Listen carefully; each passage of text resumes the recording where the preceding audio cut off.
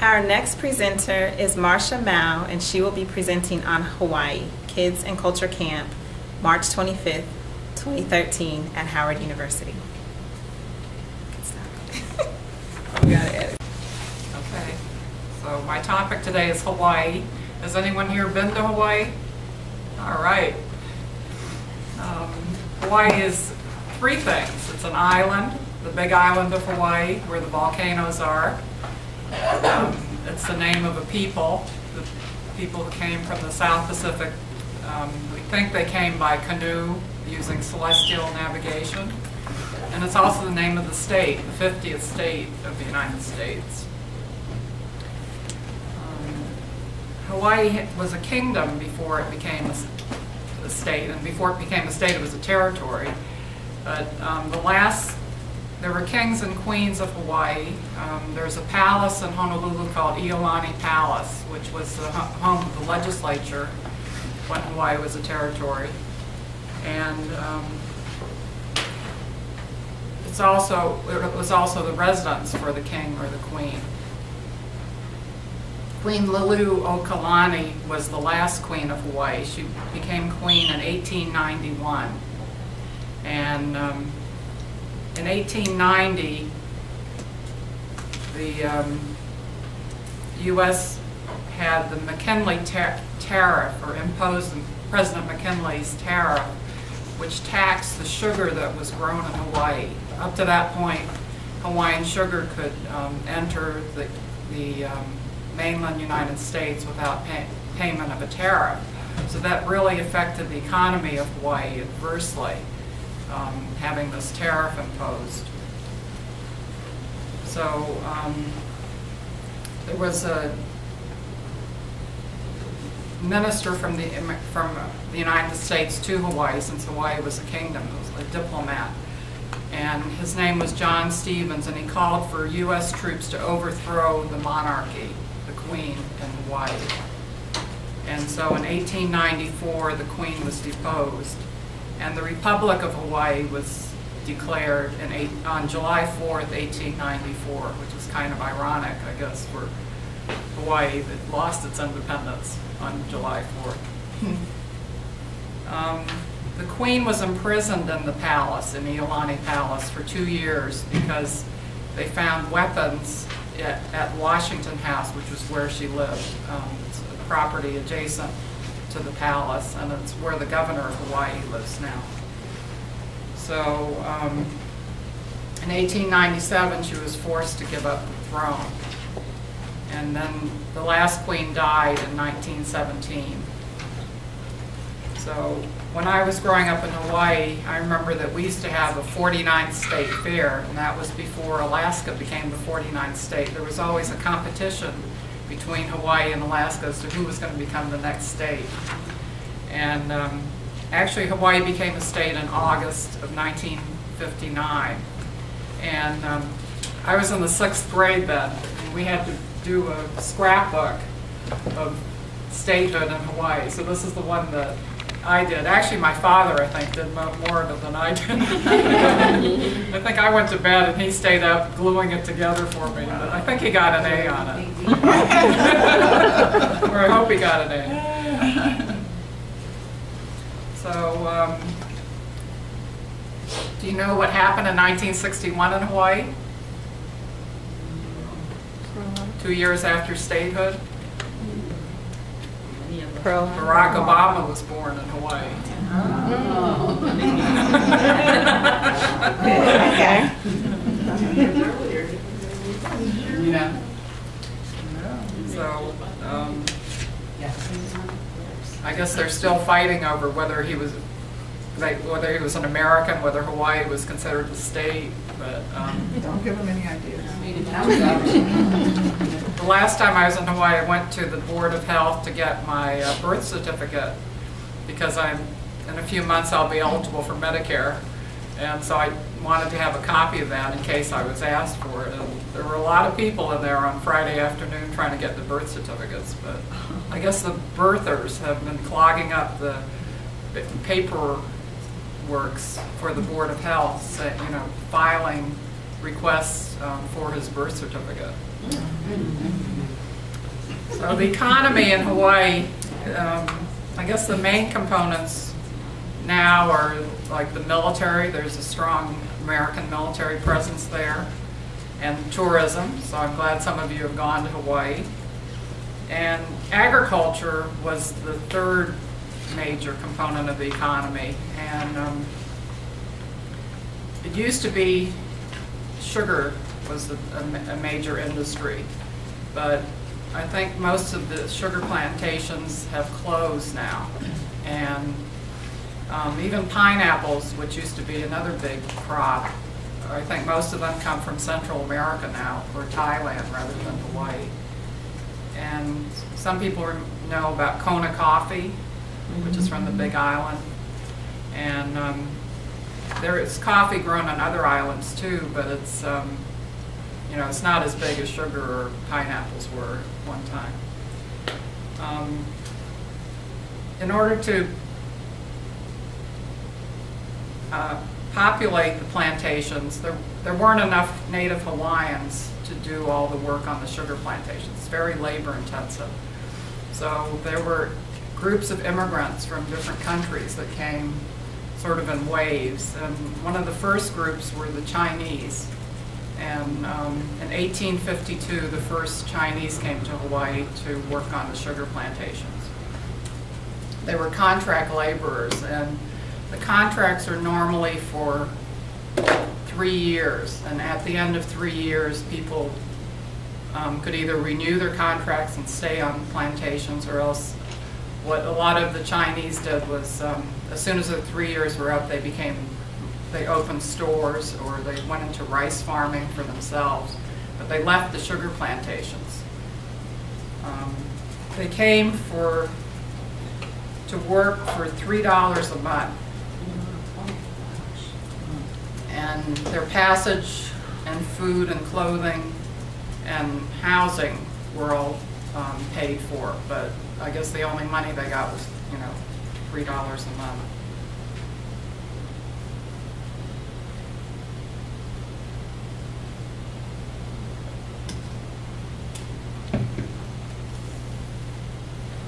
Put my glasses on here. Let's see.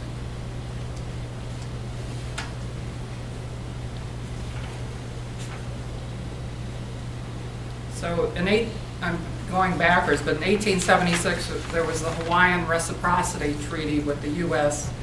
and Hawaii, and that, in exchange for the U.S. becoming the market for sugar from Hawaii, the U.S. got the use of Pearl Harbor, the naval facility in Hawaii, and that the sugar went to the mainland duty-free.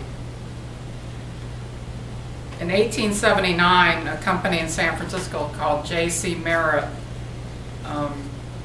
proposed sending 1,000 black laborers to work on the sugar plantations in Hawaii, but that was never finalized. So that was the earliest I could find of a mention of blacks being considered for work in Hawaii. And in 1901, a group of Tennessee blacks went to Maui to work on the sugar plantation, but apparently that didn't work out very well, so that was kind of the end of that.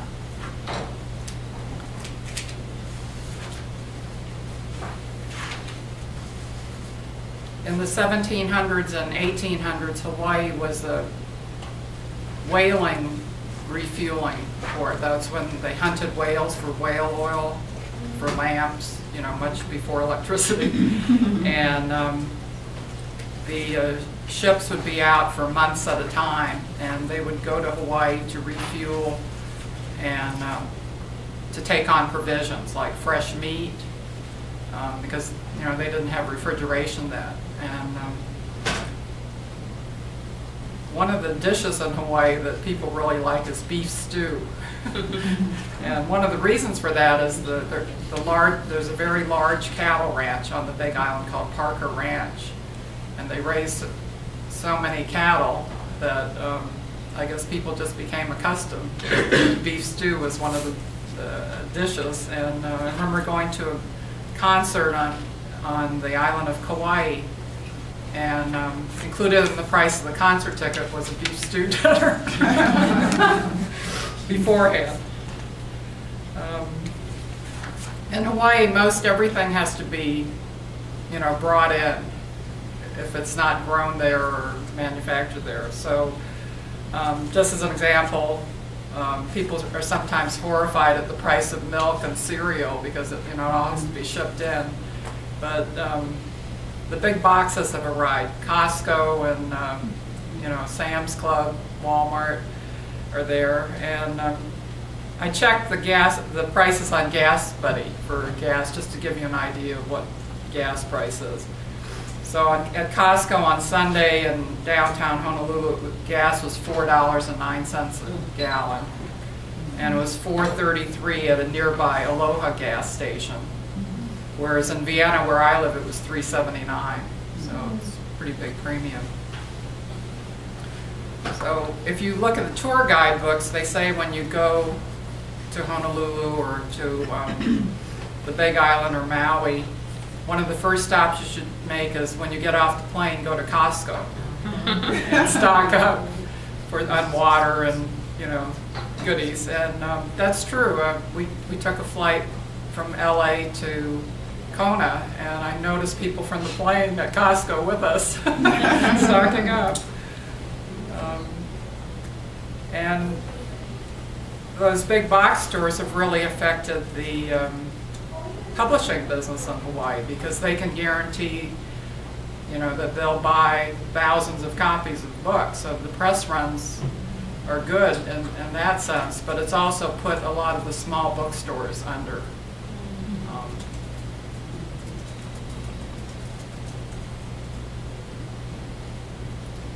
So, have you heard of Long's Drug Store? No, that's, I think it started in California, but they really catered to the Hawaii population. And you can tell what's on sale that week, because when you go to someone's house on Sunday afternoon, they've stocked up on Spam or toilet paper or Jell-O or whatever. But the thing I like about Long's in Hawaii is that they have a lot of craft materials like yarn. You can make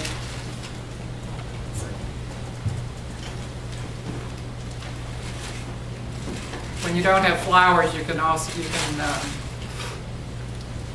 make leis out of different kinds of yarn, like fun fur. This is called rat tail, where you just crochet it, and they sometimes appear at Long's on sale as part of the Sundays.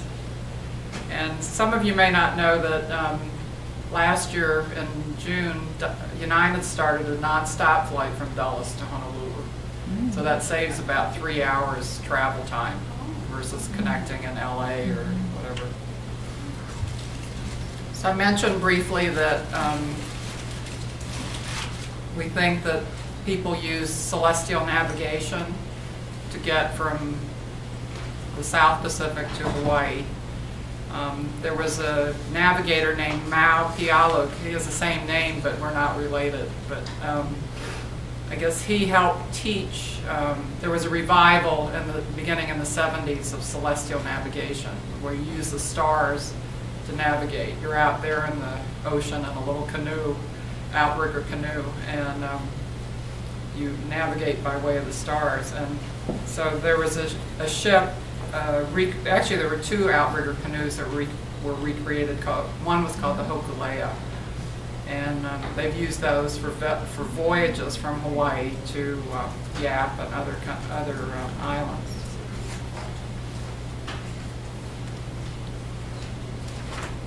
The climate in Hawaii covers a lot of different aspects that you might not think of. As we mentioned, there's snow on Mauna Kea.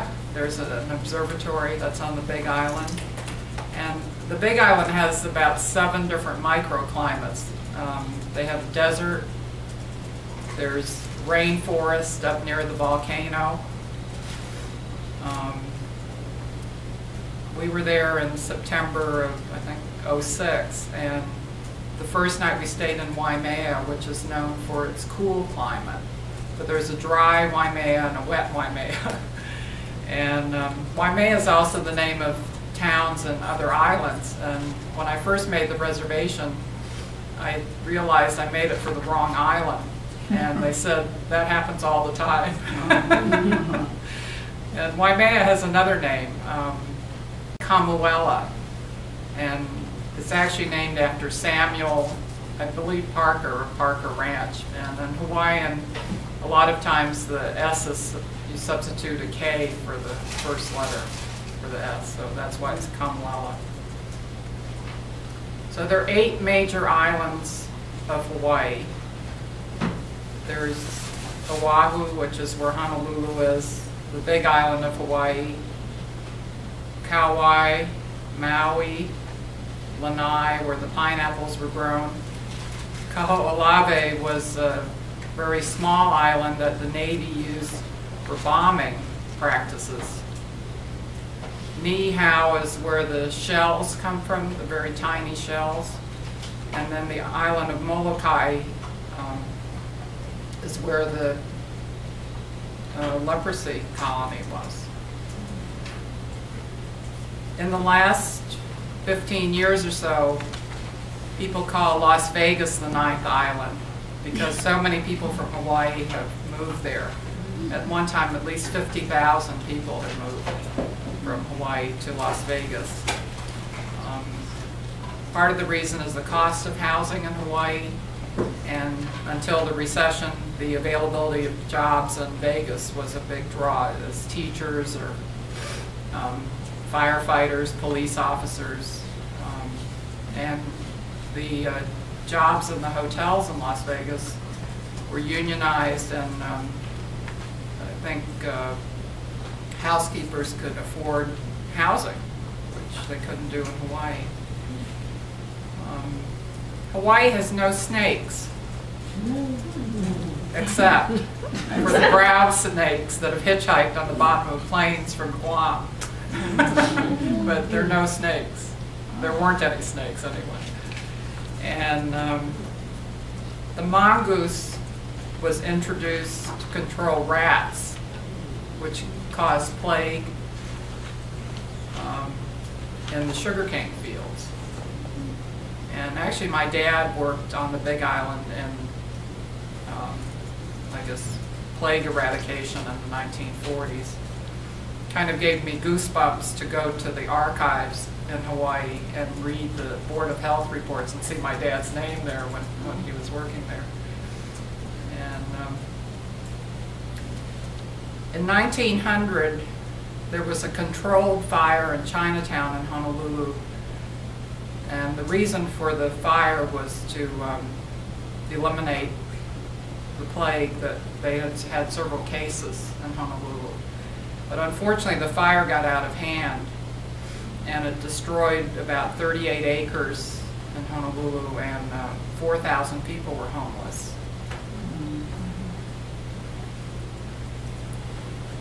In Hawaii, I always feel more conscious of the environment, and you're more conscious of like trash, like what do they do with trash? You know, it's an island.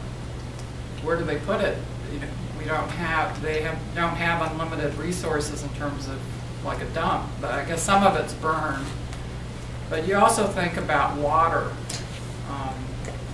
They used a lot of water for sugarcane cultivation, but the population in Hawaii now, I think, is a little bit over 1 million. So so water is an issue, trash disposal. Fog, which is fog, but it's caused by the volcano. If there's no trade winds to blow the volcanic ash away, the air is very polluted. You don't think about that. The trade winds are important. On one trip, we only had 4 days of sun out of about 3 weeks. And it rained the entire time. I was really surprised. It was so depressing because you think of Hawaii as sun and fun and flowers and things. So I mentioned earlier that the immigrants came originally from China to work on the sugar plantations. And the largest group of immigrants came from Japan, and that started with government support. They also came for 3 years, 3-year contracts, beginning in 1885. And the men earned $15 a month, and the women earned $12 a month. And they worked 6 days a week. And for most people, as soon as their contracts were up, they left the plantation and started businesses. Even when they were working on the plantation, the women, to bring in more money, would prepare meals, like the lunches for the single men, or dinners. They took in laundry. They operated the baths, the Japanese baths. They made tofu, bean curd. They sewed shoes and raincoats and other clothing.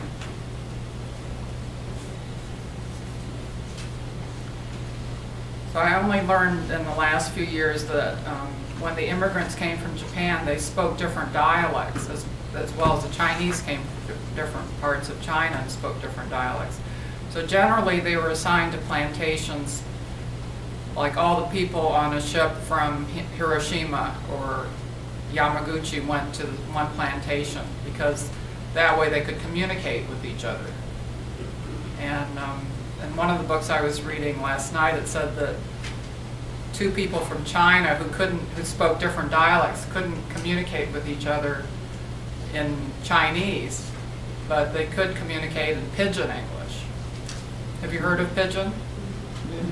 Because Pidgin was a way for people to communicate. You had Portuguese, you had Japanese, Chinese, Puerto Ricans, Koreans, Filipinos, and they didn't have a common language, but Pidgin English became the common language.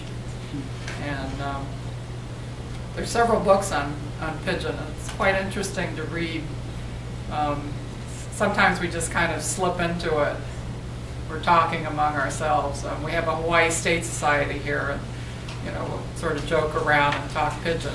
But I was in a t-shirt shop in Waikiki once, and the sales clerk said, "You talk so nice. I like listen to you." Because my inflection is different. I left Hawaii when I was 8, and I never really learned Pidgin. I never really spoke it. So I guess they also say I talk like a haole, like a Caucasian, because I don't have the local dialect. In Hawaii, people are very conscious of, I guess, race and ethnicity, but it's not in a negative way, I don't think. Haole means Caucasian, and somehow when we refer to a Caucasian man, we always say haole guy. I don't know why.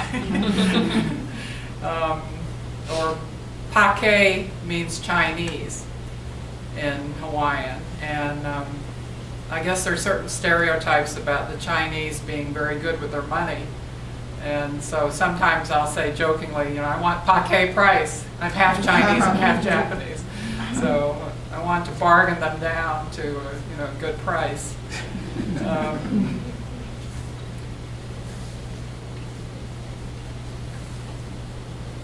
Portuguese are referred to as Portuguese, and or pocho, I guess, another word. And like they're known for their bean soup, so we say Portuguese bean soup.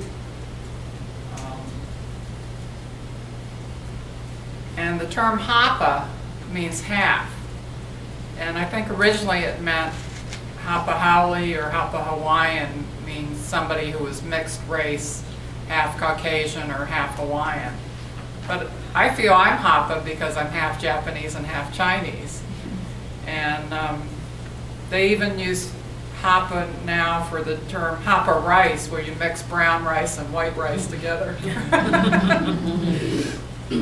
And they're hapa haole hulas, which are hulas with Hawaiian and English words. I guess one famous one is I want to go back to my little grass shack. And originally it was in Hackensack, New Jersey, but they changed it to Kealakekua, Hawaii.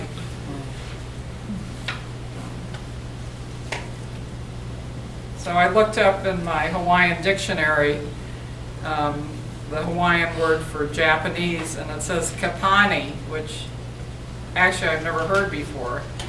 I guess kapani is sort of like Japan, and they add an I on the end.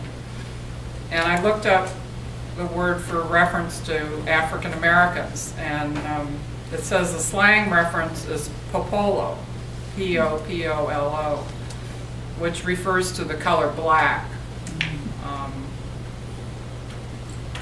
I saw a popolo pizza somewhere in California, so I don't know if it was an Indian word or if it meant African American pizza.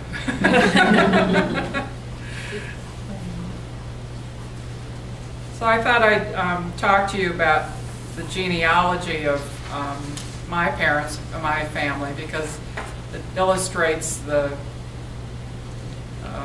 immigration from different countries as well as the intermarriage in Hawaii. In the Japanese tradition, there's what are called koseki tohun, which is the family register, where people who move to Hawaii would register with the municipality that they came from back in Japan, and they would also register with the Japanese consulate. So those records are very valuable now in terms of genealogy. But my great-grandparents on my mother's side, my grandmother's great parents, came from Japan in 1890 on the 11th boat of contract workers from Japan. And they went to a sugar plantation on Maui. And at the end of their 3-year contract, they went to Japan for about 3 years. And I'm amazed that they were able to do that if they were only earning $15 a month or $12 a month. How could they go back at the end of 3 years?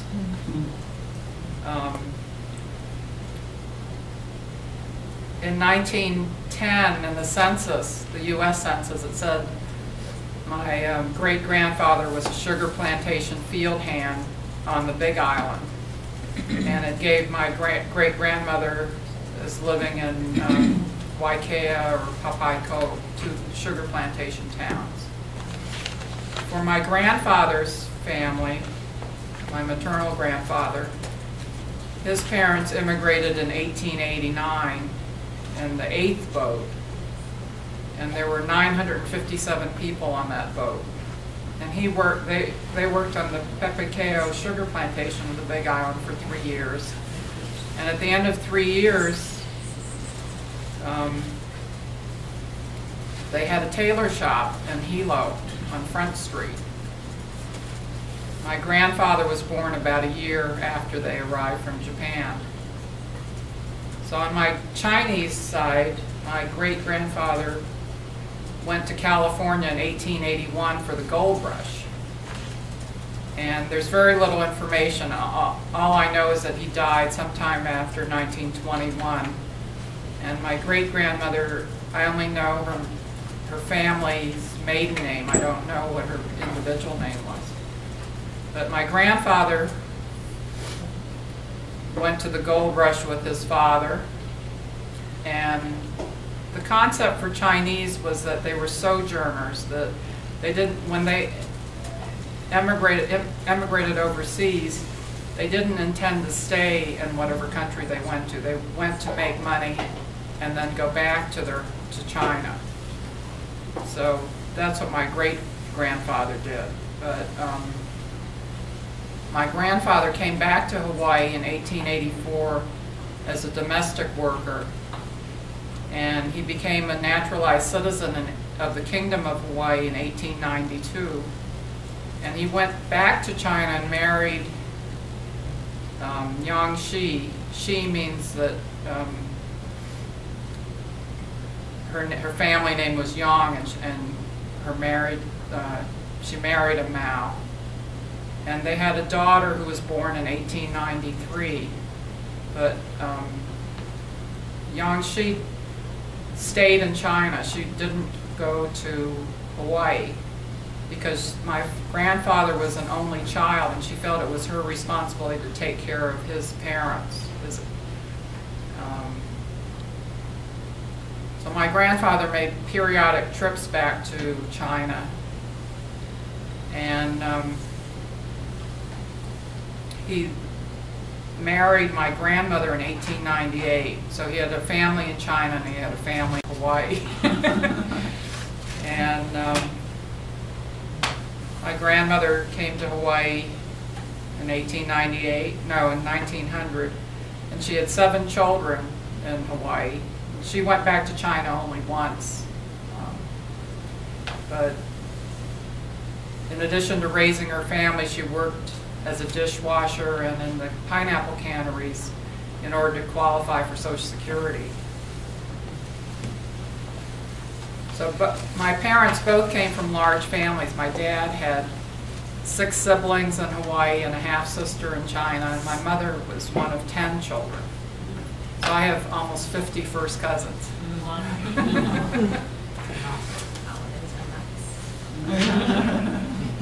Immediate Bob, I call it.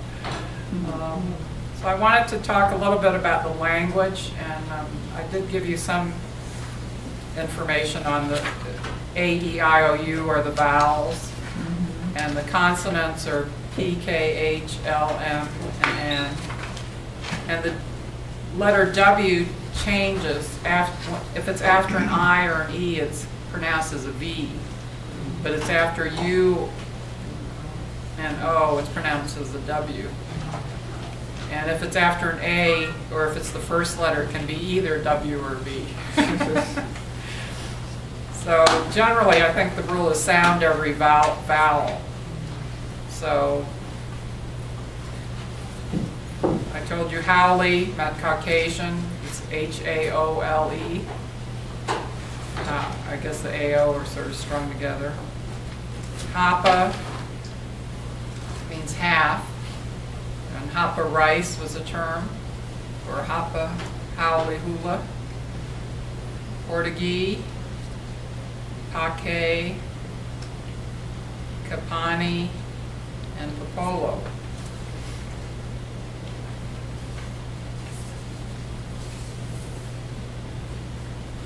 So some other words you might know are aloha. That means hello, goodbye, and love. Just depends on the context you use it in. And amu'umu'u, the long dresses that the women wear. I think they were introduced by the missionaries to cover the women up, but generally they were loose gowns without a yoke, and sometimes they had short sleeves instead of long sleeves. And the term palaka, it actually meant the shirt that men wore, but on the plantation it came to mean this blue and white checked fabric, which was kind of coarse, almost like a denim or chambray. And it's what people wore on the plantation. And there was a store in Waipahu near the sugar plantation that actually used that blue and white check design as, for their bags. But unfortunately, it's gone out of business. It was a plantation store when it started.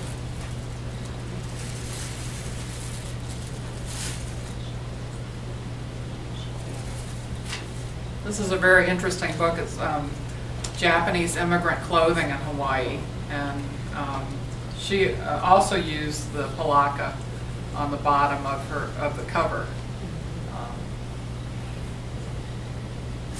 One of the things she mentions in the book is some people had so little money that they used to use rice bags or flour sacks equivalent for clothing. So this is an example of rice bag clothing. So it's made out of sweet rice. But I paid a lot of money for it because I don't know how to sew. But So it's kind of a fun thing to have now, but I guess back then it was a necessity. People made bedding, tablecloths, underwear, diapers, whatever, out of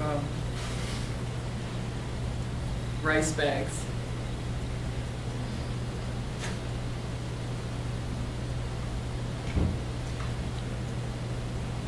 So a Hina is a name for denim in Hawaiian. And there was a German denim fabric that they called Deutschu a Hina. Deutschu, like Deutsch, meaning German denim.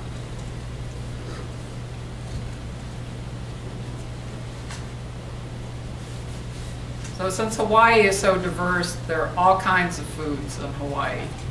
And one of the things I learned was that cow, which is what we say to refer to food, actually came from a Chinese word, chow, meaning food. I always thought, I guess I thought cow was Hawaiian, but I didn't know that it came from Chinese. But during World War II, when things couldn't be shipped from Japan, the Japanese started using canned tuna instead of eel in their sushi. And World War II was when, let me see.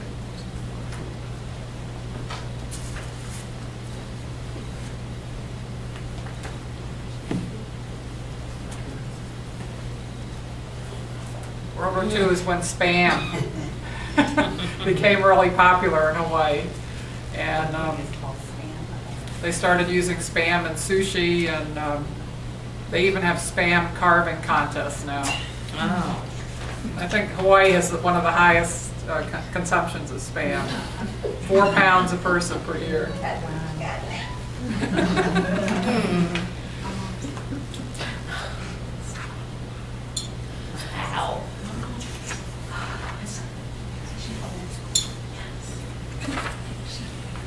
So are you familiar with the food trucks in Washington? You know, around Farragut Square? Well, there's a Hawaiian food truck. And so I just took a copy of her menu off the web, and she's got kalua pig and cabbage, which is a traditional lunch. She also has teriyaki steak, or teriyaki chicken. And then she has a Chinese barbecue banh mi, which is a Vietnamese sandwich, Spam musubi, and Hawaiian punch. Oh, and haupia, which is a coconut gelatin. She calls it coconut panna cotta with macadamia nuts and coconut. Sounds pretty good. So you can get your Hawaiian food fix here. And then on the Portuguese are known for their malasadas, which are kind of a donut. And on Shrove Tuesday, the day before the start of Lent, it's called Malasada Day. And that's when people load up on the malasadas. Because that's when you were supposed to use up the fats and sugar and flour in your cupboard, I guess. So I wanted to talk a bit about the crafts in Hawaii. I showed you the leis that were made and the palaka fabric. One of my interests is origami, and there are several books on origami for children in Hawaii. And I thought I'd pass around aloha shirts that I made for you, so you can each take one.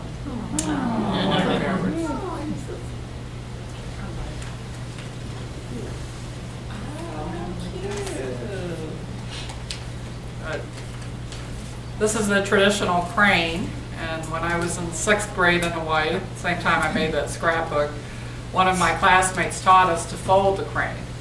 So I think this is what most people think of as origami, paper folding. But my father passed away about 10 years ago, and we had a service in Honolulu. And before I went to Honolulu, I asked on the origami list on the internet if people would send me cranes so that I could give them out at the services for him. So some of the cranes that people made were this variation. I don't know if you know this one, but people in Hawaii had not seen it. They called it tricky bird because you know it flaps its wings. And I guess it was more popularized in Europe than it was in the East. So they were really intrigued by this, so they called it tricky.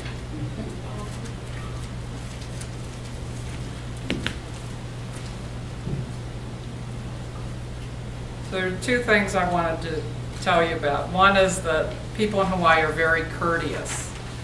On the trash cans, you'll notice the word mahalo. It doesn't mean trash. It means thank you for putting the trash in the can. And then when you drive in Hawaii, people rarely honk their horns. And they also are very willing to let you merge into the traffic. They wave a lot. Right. Just wave. And candidates for public office are out there campaigning, they're waving as you drive by.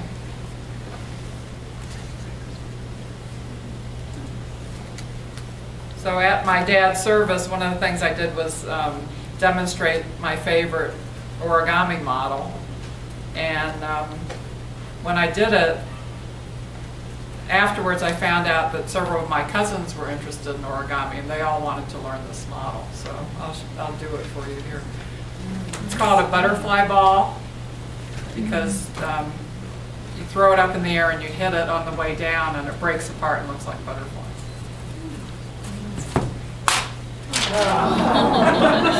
And then you can put it back together again. She missed. How long did it take you? The pieces, you know, you can fold maybe in about 10 minutes, and putting it together is the tricky part. I have a friend who's an architect who's still just mortified that it took him 45 minutes to put together the first time I taught it to him. But the nice thing is that you can reassemble it and reuse it and carry it around in saran wrap or whatever. So are there questions about Hawaii? Or you're all ready to go? Sabor. Okay, ready to go. Okay, I have two questions. One, I remember very vaguely talking to someone a long time ago about the founders of the gold company and the role they had overthrow of the monarchy in Hawaii. I don't know if maybe Well, I just gave a brief overview because I'm still learning about it too. well, okay, I guess my second question then, how have people of Hawaii, I guess, maintain their I guess whatever their traditional religious beliefs were, how have they, has that been maintained well, or how's that? Religious beliefs or just traditional beliefs, or? Yeah, like culture, religious beliefs, you know, before, like, you know, a lot, you talk about a lot of different groups of people coming to Hawaii and stuff like that, so like how they maintain. Native Hawaiians? Yes.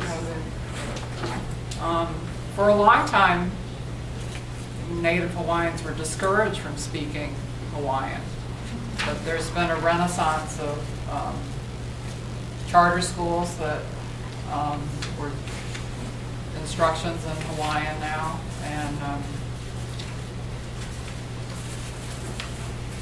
there's just a lot more interest, I think, than there was, or even like the canoes, you know, celestial navigation.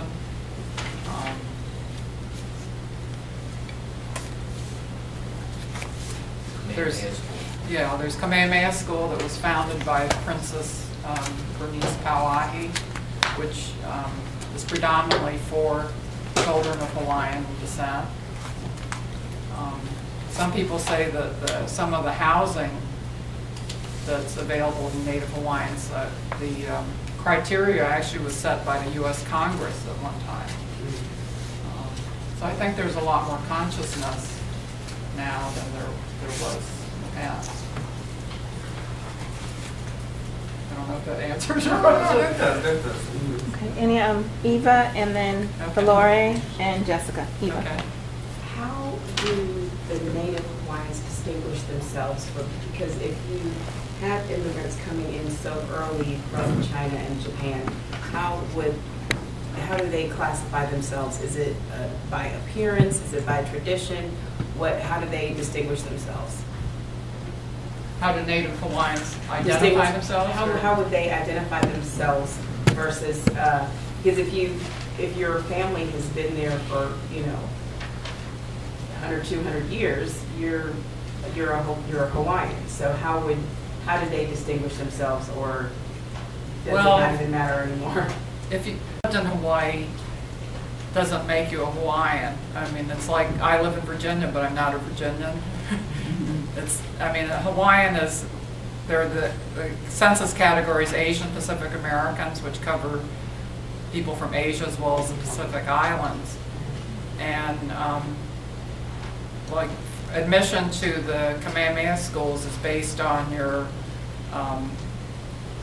what your Hawaiian descent is. Like I have cousins who, their children are, I guess they're 1/4 Chinese, 1/4 Hawaiian, and half Caucasian, but they were eligible to apply to Kamehameha school because of their Hawaiian blood.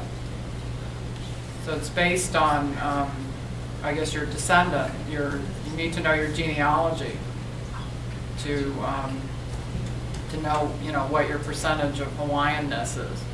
Well, I guess it could go as well. I don't know how far you'd go back, but I guess it could be like 1/32 or 1/16, depending on how much intermarriage there was. And are there a lot of Native Hawaiians left to pass that on? Or? I don't know what the percentage is of Hawaiians. I know that as a child, I always thought that because there was a Chinatown in Honolulu, and because I had so many Mau cousins on the island of Oahu, that the Chinese were predominant. And actually, it wasn't until I was an adult that I learned that there were many more Japanese than any other group.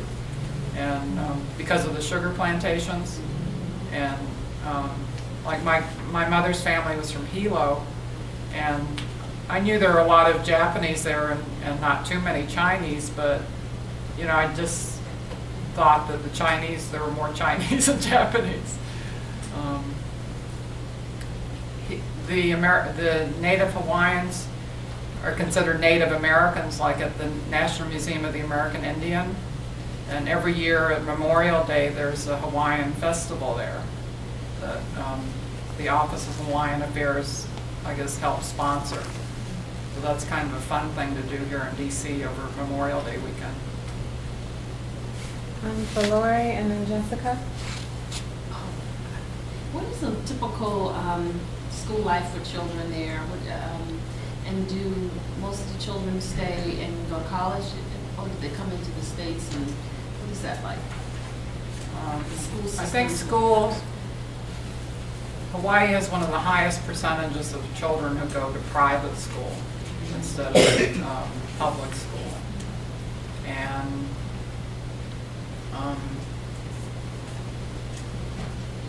the major university is University of Hawaii, and there are campuses other than at Manoa. I think a lot of parents want their kids to go to the mainland, the other 48 states, to go away just to get a different perspective on things. A lot of kids come to Georgetown, which surprised me. There's Hawaii clubs at Georgetown, AU, and GW right here, and so there are a lot of kids that come.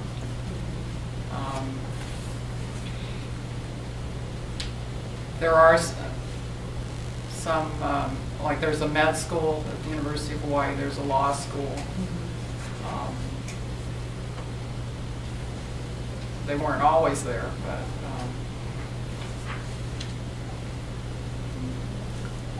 but there are a lot of charter schools.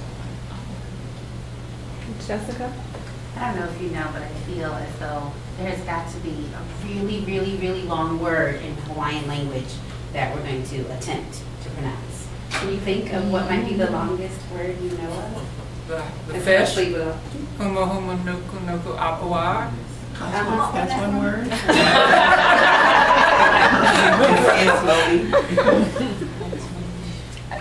We could humu humu, H-U-M-U, H-U-M-U. I guess N-U-K-U, N-U-K-U, A-P-U, A-A, I guess, I don't know. But that's fish. Yeah, it's a fish. I knew there was one. Like anti-disestablishmentarian. I knew there had to be, that had. That's the only one I know. But it's kind of a joke that people, you pronounce every syllable. Right. So someone saw a word, they P-I-P-E-L-I-N-E. So how would you pronounce that? P-I-P-E-L-E. L-I-N-E. Pipeline. Yeah, that's what it is. But people, pipe-line. If you're pronouncing every syllable. But you got it right. It's pipeline. Mrs. Brown? The Hawaiian music is so beautiful. Is there a website that we could tag on to see some Hawaiian musical? Or any artists that you would... Yeah, I listen to KINE on my computer all the time. That's a radio station in Honolulu. K-I-N-E. Yeah. They have an hour of uninterrupted music. We like to listen to the traffic report. Because the woman who gives it, her name is Danielle Tucker. She has a very deep voice, a very distinctive voice. And, we listen to KINE when we're in Hawaii, but I can also listen to it here. Any other questions? Okay, we want to thank Marcia for your presentation.